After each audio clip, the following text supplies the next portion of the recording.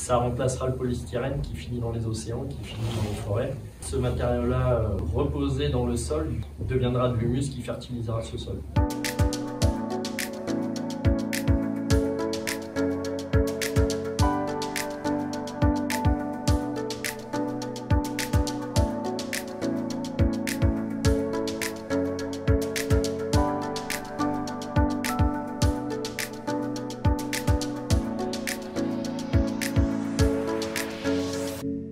De Saint-André, donc beaucoup, on est vraiment sur du très local. Très local.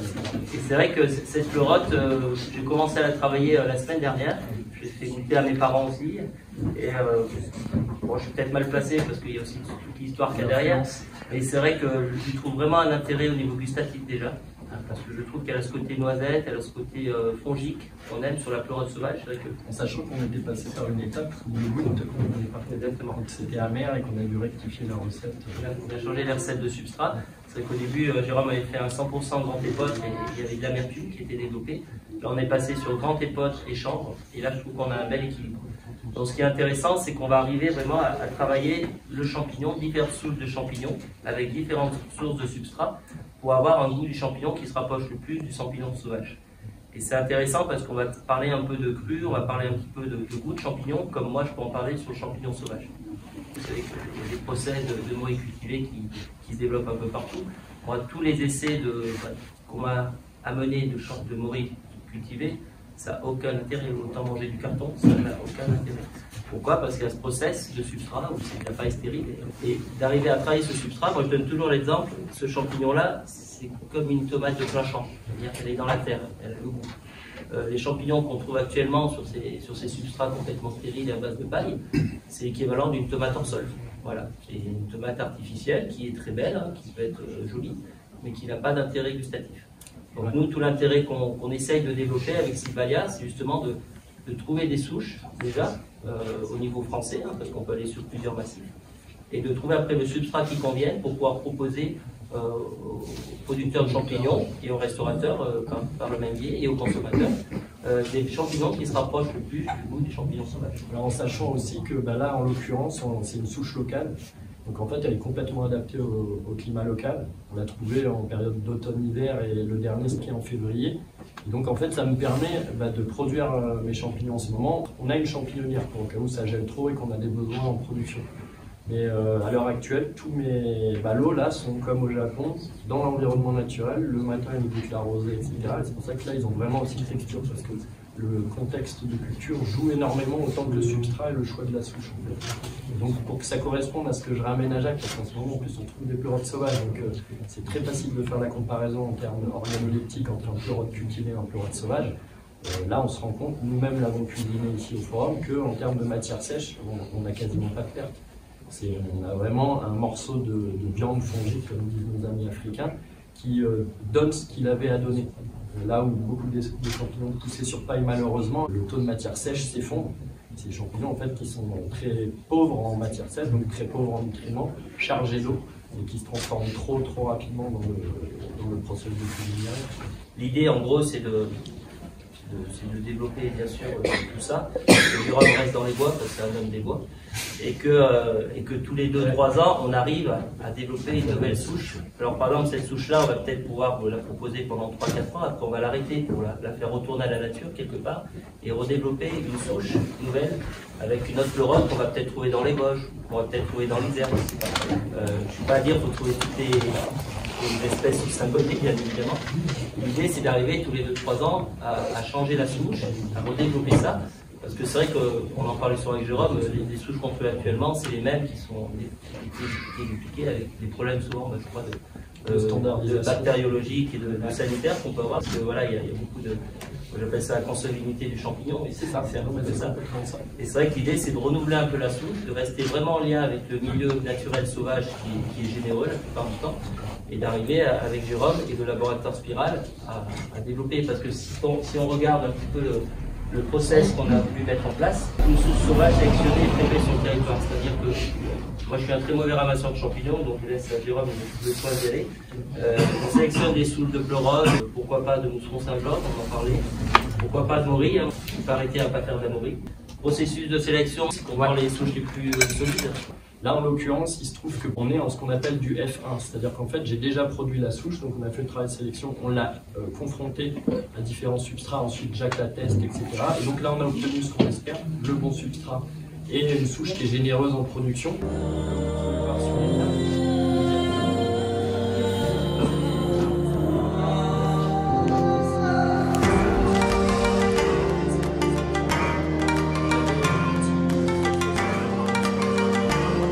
Exactement le même individu en fait qu'on a produit, mais c'est cette richesse génétique qui fait qu'elle ne s'appauvrira pas aussi facilement.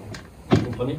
C'est-à-dire que moi, à partir de maintenant, je peux faire comme les industriels. D'ailleurs, je vais faire quelques F2 et F3. On aime bien cette couleur-là qui est franchement très intéressante avec ce port un petit peu en entonnoir. Eh bien, on va aussi essayer de garder cette caractéristique-là.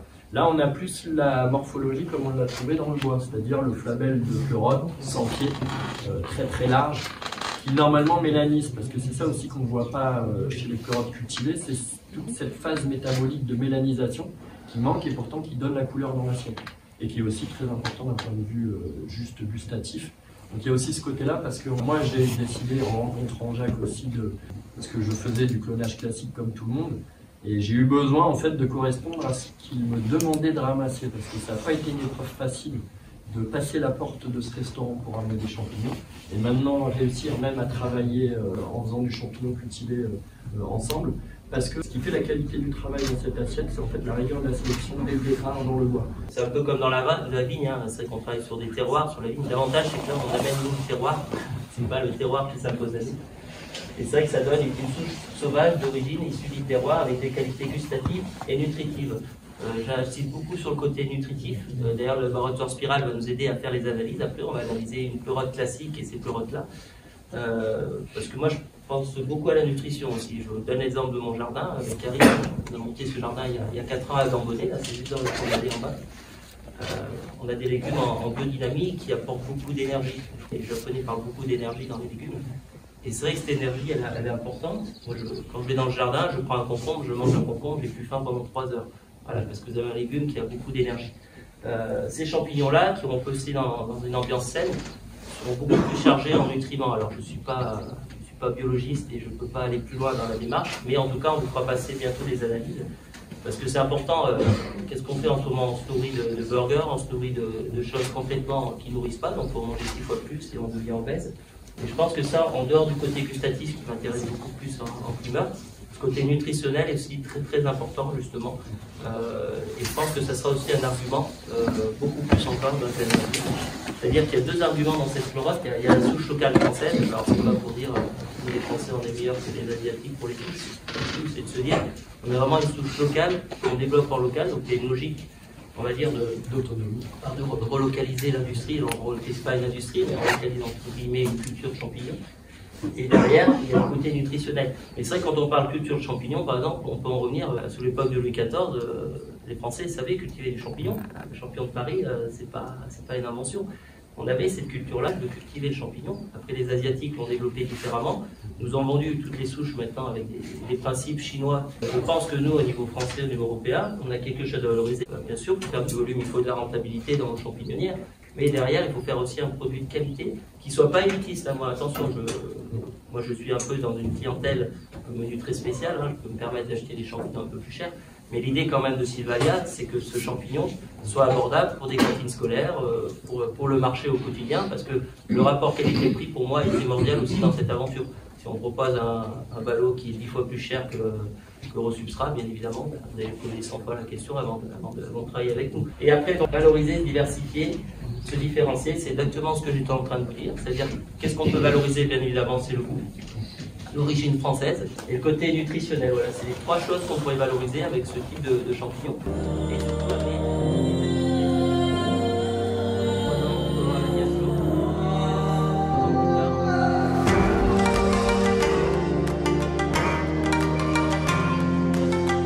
je pense que ça peut être très intéressant d'arriver à développer un vrai circuit court, comme on dit.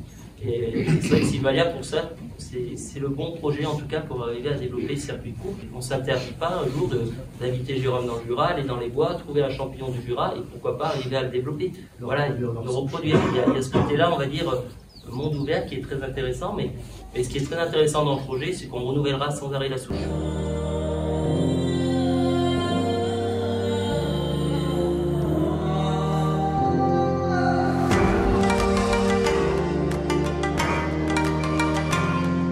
Dans la création de Sylvalia, en dehors du côté nutritionnel du champignon nourricier, on a aussi le côté mycomatériaux qui est complètement inexploité. Il y a certaines entreprises, notamment sur Marseille, qui travaillent beaucoup sur la dépollution des sols avec des champignons, voilà, Mycotopia. Voilà. Et c'est vrai qu'on a développé, on est en train d'essayer de développer, ça c'est l'autre partie de Sylvalia, toute la partie mycomatériaux. C'est-à-dire comment arriver à remplacer le polystyrène, le plastique, les matériaux de construction par des champignons. Alors là, c'est plus la partie de Jérôme, parce que je ne suis pas du tout un bâtisseur. Mais pour en parler avec un ami qui est un grand groupe du bâtiment dans la région de Metz, dans les 4-5 années à venir, en termes d'énergie, en termes de ressources, on va un peu dans le mur dans les constructions. Que ce soit le sable, le béton armé et compagnie, le prix de nos maisons va doubler. Et c'est vrai que de travailler le champignon avec des ressources qui sont inépuisables, c'est-à-dire les déchets. Moi, je parle des algues, par exemple, en Bretagne, je parle de tous les déchets de carton qu'on peut avoir dans les villes. Grâce à ces déchets, Jérôme est en train de travailler justement sur des champignons qui peuvent manger la matière, des champignons saprophytes, et qu'on peut transformer après en mycomatériaux. Voilà. Le choix est très simple, c'est valorisation, protection et réflexion intelligente sur le produit. Et là, en l'occurrence, la réflexion, elle est basique. Ça remplacera le polystyrène qui finit dans les océans, qui finit dans les forêts. Ce matériau-là, reposé dans le sol, deviendra de l'humus qui fertilisera ce sol. Donc, quand on voit les quantités de pollution, rien que liées au petit polystyrène, le même acte de pollution avec le polystyrène fait avec du matériau comme ça, en fait, on n'aurait plus de déchetterie, on aurait carrément des entreprises qui récupéreraient les déchets du BTP mycomatériaux pour l'utiliser comme booster de ce qu'on appellera bientôt, j'espère, la structuration de la fertilité des sols agricoles. Parce qu'on a tout ça. Et dans la réflexion en fait sur ces mycomatériaux, on avait le choix sur d'autres matériaux biologiques qui ne passent pas en fait les process, tout simplement parce que soit ils brûlent, soit ils sont difficilement accessibles en termes de ressources, etc. Comme disait Jacques, en fait, on peut utiliser absolument tous les matériaux lignocellulosiques avec de très très nombreuses espèces pour obtenir ça. Donc en fait, c'est facilement réalisable un petit peu partout. Mais surtout, contrairement aux autres matériaux polymères biologiques comme la cellulose, c'est assimilable aussi bien par le milieu marin que par le milieu terrestre. Parce que le gros problème qu'on aurait si par exemple on remplaçait le polystyrène avec le bois, c'est si ce bois inonde les océans comme le polystyrène est en train de le faire, on va se retrouver pas avec une pollution de polystyrène, mais il va y avoir un antagonisme de surface en termes de volume avec ce qui est censé être dans le fond des océans et fertiliser les océans. Puisque c'est énormément en fait de cette vie organique basée autour de la chitine océanique, je pense aux crustacés, je pense à certains coquillages, etc., qui contribuent et participent en fait à cette pédogénèse organique de la fertilité du fond marin. Donc le gros intérêt, c'est que c'est assimilable par le sol, c'est ignifuge, donc ça ne brûle pas.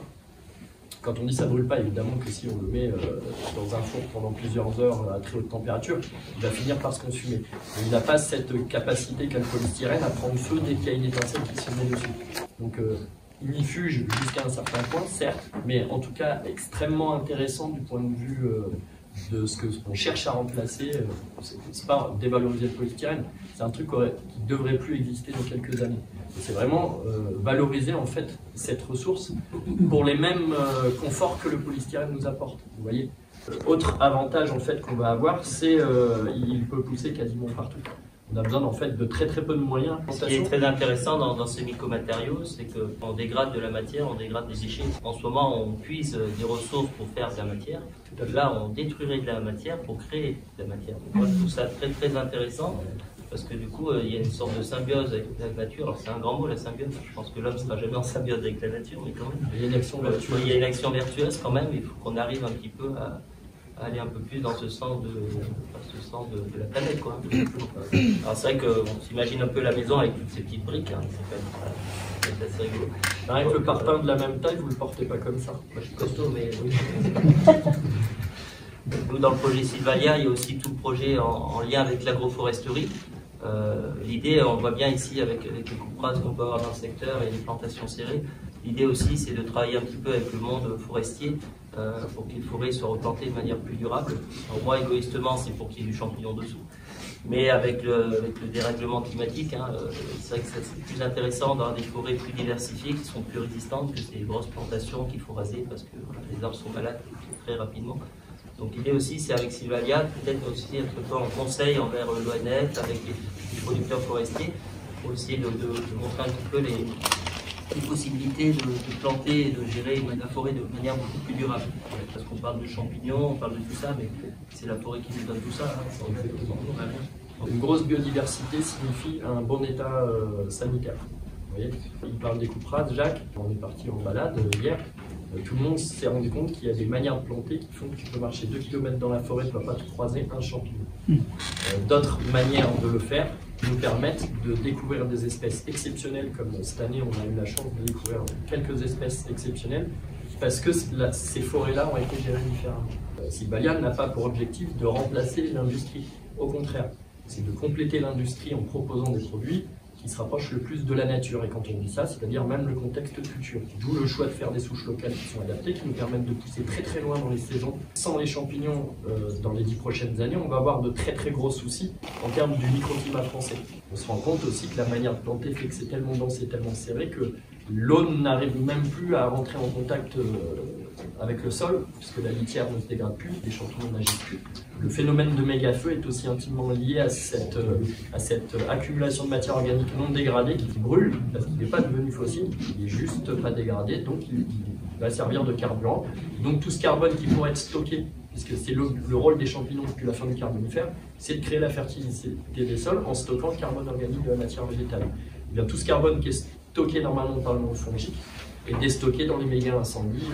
Il y a aussi cette idée d'agir sur la protection des forêts pour lutter contre le réchauffement climatique en remettant ce qu'on appelle le tropisme fongique, de l'action des champignons dans l'environnement. Et en système forestier, il faut qu'on y arrive à le faire et urgemment en France.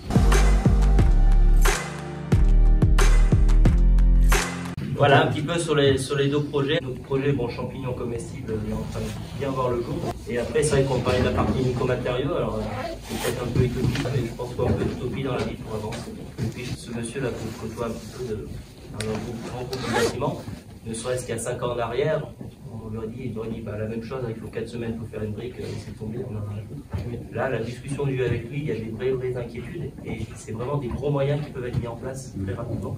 Parce que c'est vrai que quand on parle du champ, on est sur des gens qui sont convaincus de tout ça, qui sont dans des mentalités très écologiques de la planète. Et là, on va toucher carrément le gros de la population, c'est-à-dire le quotidien des gens. Je pense qu'il y a des choses qui avancent et qui vont avancer assez rapidement. Oui. Voilà, merci à vous. Profitez bien.